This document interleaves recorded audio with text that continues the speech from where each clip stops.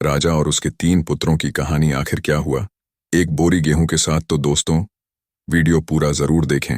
साथ ही अगर चैनल पर नहीं हो तो चैनल को सब्सक्राइब जरूर करें। प्रतापनगर एक बहुत ही संपन्न राज्य था।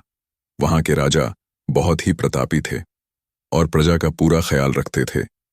राजा ने पूरे जीवन प्रजा की मन से सेवा की थी, लेकिन अब वह बूढ़े हो चले थे, तो मन में बड़ी दुविधा थी कि उनके बाद राज्य को कौन चलाएगा। राजा साहब के 3 बेटे थे। अब तीनों ने एक ही गुरु और एक ही विद्यालय से शिक्षा ली थी, लेकिन राजा ये निर्णय नहीं कर पा रहे थे कि कौन राज्य के लिए सबसे अच्छा उत्तराधिकारी है। अब राजा ने तीनों बेटों की परीक्षा लेने की सोची। एक दिन राजा ने सुबह सुबह सभी पुत्रों को बुलाया और उन सबको एक एक बोरी गेहूं देते हुए कहा कि मैं और तुम्हारी माता तीर्थ यात्रा पर जा रहे हैं। हमें वापस आने में 1 वर्ष से भी ज्यादा लग सकता है। तुम तीनों की ये जिम्मेदारी है कि अपने हिस्से के गेहूं को संभाल के रखना, और जब मैं वापस लौटूं तो तुमको ये गेहूं की बोरी वापस लौटानी है।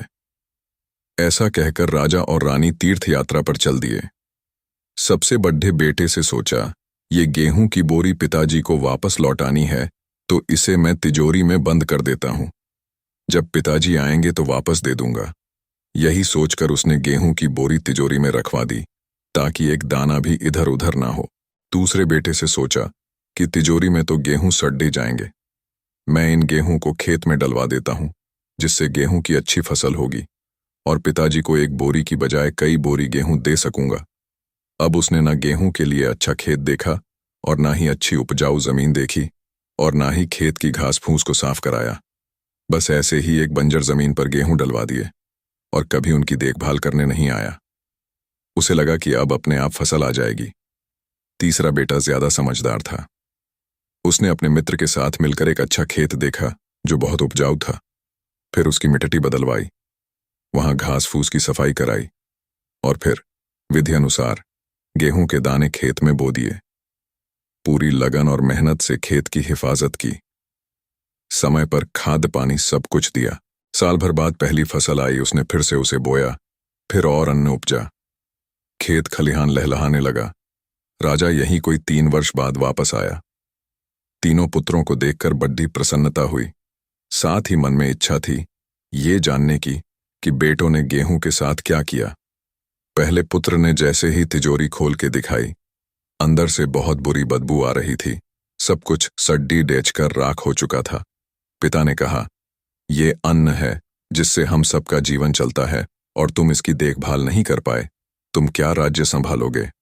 अब दूसरा बेटा पिता को उस जगह पर ले गया जहां उसने गेहूं को डलवाया था। वहां जाकर देखा तो जंगल था, बद्दी बद्दी घास फूस खद्दी थी। गेहूं का तो नामो निशान ही नहीं था।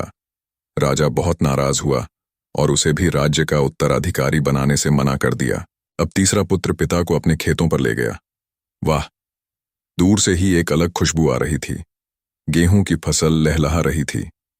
चारों तरफ हरियाली और जीवन था, और उस खेत से 50 बोरी से भी ज्यादा गेहूं उत्पन्न हो चुका था, और आज भी खेत में फिर से फसल खद्दी थी। राजा का मन देखकर बहुत प्रसन्न हुआ और राजा ने तीसरे बेटे को अपने राज्य का उत्तराधिकारी बनाने का निर्णय लिया।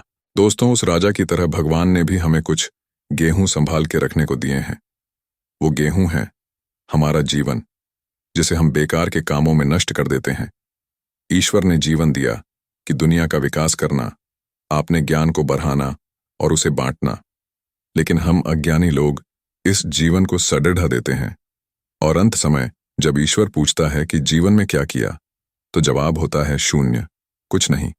अपने मन की जमीन को साफ करिए, उसमें जो घास फूस हैं वो हटाइए, मन में जो ईर्ष्या गुस्सा और व्यसनों को हटाइए और अच्छाई के बीज बोइए। फिर ईश्वर आपसे बेहद खुश होंगे। तो दोस्तों, कैसा लगा आज आप लोगों को हमारा वीडियो? आशा करते हैं सभी को पसंद आया होगा। पसंद आया तो हमारे चैनल को सब्सक्राइब जरूर करें।